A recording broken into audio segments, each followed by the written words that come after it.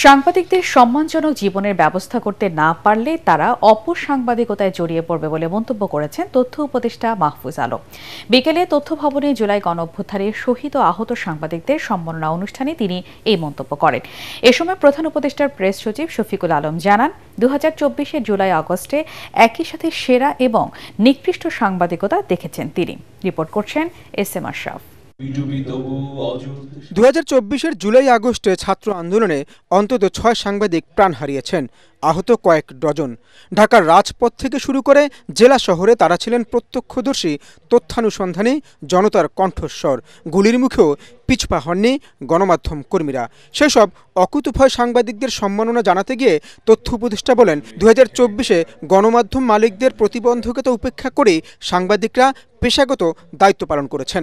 অনেকেই চেষ্টা করেছেন ভিতর থেকে যে আসলে একটা প্রতিরোধ করে তোলার জন্য। হাউসের মালিকানা অধিকাংশ যেহেতু গত 15 বছর নির্ধারিত হয়েছে, ফলে এক ধরনের পক্ষপাত ছিল, এক ধরনের অন্ধ আনুগত্য ছিল। কিন্তু এই পুরা কৃতিত্বটা আসলে হাউসগুলোর চেয়ে ব্যক্তি সাংবাদিকদের এবং যারা এই নৈতিকতা এবং সৎসাহসের সাথে কাজ করেছেন তাদের।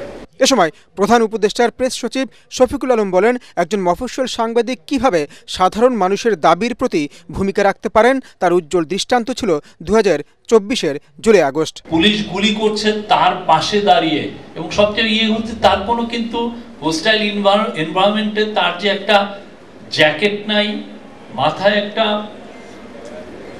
হেলমেট নাই, কোনো ধরনের কোনো সেফটি ইকুইপমেন্ট ছাড়া সামনে দাঁড়িয়ে এসে জার্নালিজম করছে।